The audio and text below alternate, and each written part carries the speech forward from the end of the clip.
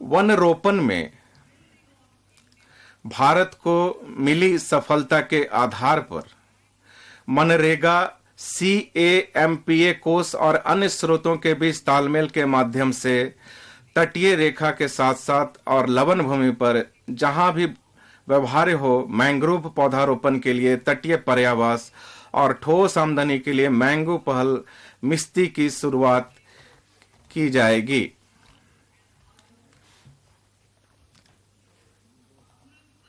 अमृत धरोहर आर्द्र भूमि जैव विविधता का धारण करने वाली अति महत्वपूर्ण पारिस्थितिकी तंत्र है।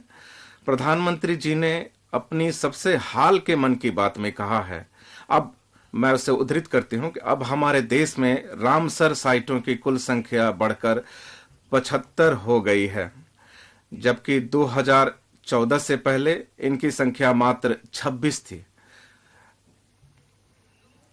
स्थानीय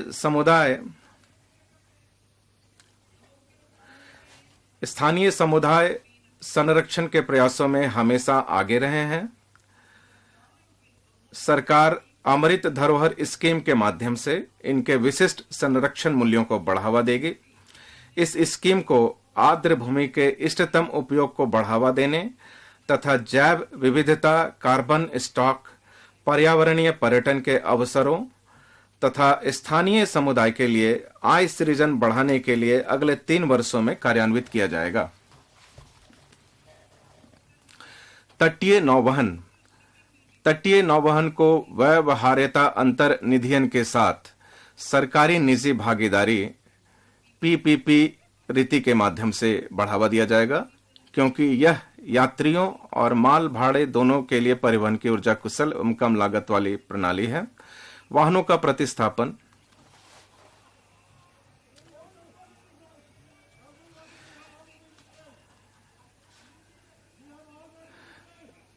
धन्यवाद।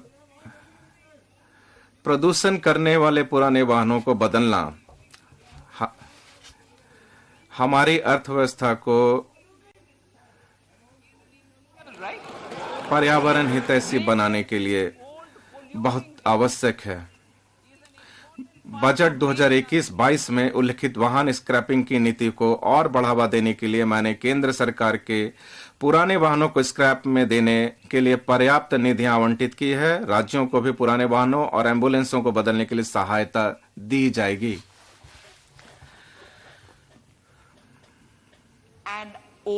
माननीय अध्यक्ष महोदय, अब मैं प्राथमिकता 6 पर आती हूं। युवा शक्ति। हमारे युवाओं को सशक्त करने के लिए और अमृत पीढ़ी के सपने को साकार करने में मदद करने के लिए हमने कौशल वर्धन पर केंद्रित राष्ट्रीय शिक्षा नीति तैयार की है। बड़े पैमाने पर रोजगार सृजन में सहायक आर्थिक नीतियां अपनाई हैं और व्यवसाय के अवसरों का समर्थन किया है। प्रधानमंत्री कौशल विकास योजना 4 अगले 3 वर्षों में लाखों युवाओं को कौशल प्रदान करने के लिए प्रधानमंत्री कौशल विकास योजना 4.0 शुरू की जाएगी। ऑन जॉब प्रशिक्षण, उद्योग साझेदारी और उद्योग की जरूरतों के साथ पाठ्यक्रमों के संरेखन पर जोर दिया जाएगा। यह योजना इंडस्ट्री 4.0 जैसे कोडिंग, AI, कृत्रिम बुद्धिमत्ता, robotics, mechatronics, IoT, 3D printing, ड्रोनों और सॉफ्ट स्किल जैसे नए युग के पाठ्यक्रमों को शामिल करेगी। युवाओं को अंतर्राष्ट्रीय अवसरों के लिए कौशल प्रदान करने हेतु अलग अलग राज्यों में 30 स्किल इंडिया इंटरनेशनल सेंटर स्थापित किए जाएंगे। निम्नलिखित लक्ष्य हासिल करने के लिए एकीकृत स्किल इंडिया डिजिटल प्लेटफॉर्म की शुरुआत कर कौशल वर्धन हेतु डिजिटल तंत्र को और विस्तार प्रदान किया जाएगा। मांग आधारित औपचारिक कौशल वर्धन सक्षम करने, MSME सहित नियोक्ताओं के साथ जोड़ने और उद्यमिता योजनाओं की सुलभता सुगम करने के लिए अखिल भारतीय राष्ट्रीय प्रशिक्षुता प्रोत्साहन योजना के अंतर्गत 3 वर्षों में 47 लाख युवाओं को वृत्ति का सहायता प्रदान करने के लिए डायरेक्ट बेनिफिट ट्रांसफर शुरू किया जाएगा। पर्यटन। माननीय अध्यक्ष महोदय, एक एकीकृत और नवोन्मेषी दृष्टिकोण से कम 50 गंतव्यों का चैलेंज मोड से चयन किया जाएगा। इसके अलावा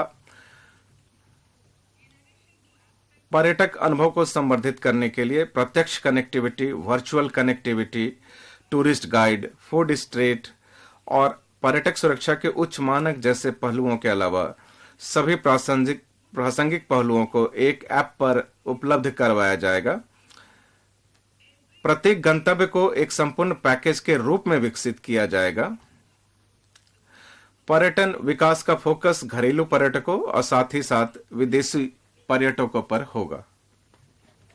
Tourism would be on domestic as well as foreign tourists. देखो अपना देश पहल का उद्देश्य हासिल करने के लिए क्षेत्र विशिष्ट कौशल वर्धन और उद्यमिता विकास का समन्वय स्थापित किया जाएगा। यह मध्यम वर्ग के नागरिकों को विदेशी पर्यटन के बदले घरेलू पर्यटन को प्राथमिकता देने की प्रधानमंत्री की अपील से शुरू की गई थी। थीम आधारित पर्यटन सर्किटों के एकीकृत विकास के लिए स्वदेश दर्शन योजना शुरू की गई थी। वाइब्रेंट विलेज प्रोग्राम के अंतर्गत सीमावर्ती गांवों में पर्यटन के बुनियादी ढांचों का विकास किया जाएगा और पर्यटन सुविधाएं प्रदान की जाएंगी। यूनिटी मॉल राज्यों को उनके स्वयं के ओडीओपी, एक जिला एक उत्पाद, जीआई उत्पाद और अन्य हस्तशिल्प उत्पादों को बढ़ावा देने के लिए और उनकी बिक्री करने के लिए और शेष राज्यों के उत्पादों को स्थान उपलब्ध करवाने के लिए अपनी अपनी राजधानियों में या सबसे प्रमुख पर्यटन केंद्र पर या उनकी वित्तीय राजधानी में एक यूनिटी मॉल स्थापित करने के लिए प्रोत्साहित किया जाएगा। महोदय, प्राथमिकता 7 वित्तीय क्षेत्र। वित्तीय क्षेत्र में किए गए हमारे सुधार कार्यों और प्रौद्योगिकी के नवोन्मेषी उपयोग से बड़े पैमाने पर वित्तीय समावेशन हो पाया है। सेवा डिलीवरी बेहतर और त्वरित हो गई है। ऋण उपलब्धता और वित्तीय बाजारों में प्रतिभागिता सुगम हो गई है। यह बजट इन सुधारों को जारी रखने का प्रस्ताव करता है। एमएसएमई के लिए ऋण गारंटी। पिछले वर्ष मैंने एमएसएमई के लिए ऋण गारंटी योजना को नवीकृत करने का प्रस्ताव दिया था। मुझे यह घोषणा करते हुए खुशी हो रही है कि कॉर्पस में 9,000 करोड़ जोड़कर नवीकृत योजना को 1 अप्रैल 2023 से शुरू किया जाएगा।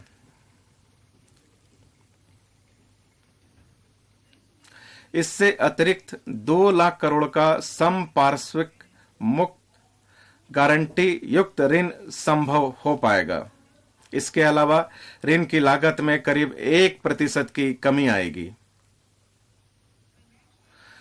राष्ट्रीय वित्तीय सूचना रजिस्ट्री वित्तीय और अनुषंगी सूचना की केंद्रीय रिपोजिटरी के रूप में काम करने के लिए एक राष्ट्रीय वित्तीय सूचना रजिस्ट्री स्थापित की जाएगी।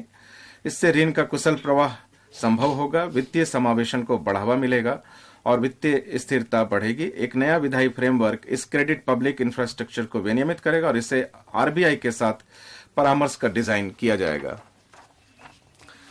वित्तीय क्षेत्र विनियम अमृतकाल की जरूरतों को पूर्ण करने के लिए और वित्तीय क्षेत्र में इष्टतम विनियमन सुगम करने के लिए यथावश्यक और व्यवहार्य लोक परामर्श को विनियम निर्माण प्रक्रिया में और अनुषंगी निर्देश जारी करने की प्रक्रिया में शामिल किया जाएगा। अनुपालना को सरल बनाने, आसान करने और इसकी लागत को कम करने के लिए वित्तीय क्षेत्र के विनियामकों से मौजूदा विनियमों की व्यापक समीक्षा करने का अनुरोध किया जाएगा। इसके लिए मैं आम लोगों और विनियमित संस्थाओं से प्राप्त सुझावों पर विचार करेंगे। विभिन्न विनियमों के अंतर्गत आवेदनों पर निर्णय लेने की समय सीमाएं भी निर्धारित की जाएंगी। माननीय अध्यक्ष महोदय, GIFT IFFSC में बिजनेस गतिविधियों को बढ़ावा देने के लिए निम्नलिखित उपाय किए जाएंगे। दोहरे विनियमन से बचने के लिए SEZ अधिनियम के अंतर्गत IFSCA को सख्तियां प्रत्यायोजित की जाएंगी। IFSCA SEZ प्राधिकारियों GSTN, RBI, SEBI और IRDAI से पंजीकरण और अनुमोदन के लिए सिंगल विंडो IT सिस्टम की स्थापना करना। विदेशी बैंकों के एससी बैंकिंग यूनिटों द्वारा अधिग्रहण वित्त पोषण की अनुमति देना, ट्रेड रिफाइनेंसिंग के लिए एक्जिम बैंक की एक सहायक संस्था की स्थापना करना, माध्यस्थम अनुषंगिक सेवाओं के लिए और एससीजेड अधिनियम के तहत दोहरे विनियमन से बचने के लिए सांविधिक प्रावधानों के लिए आईएफएससीए अधिनियम में संशोधन करना और विदेशी व्युत्पन्न लिखतों को वैध संविदाओं के रूप में मान्यता देना। माननीय अध्यक्ष महोदय,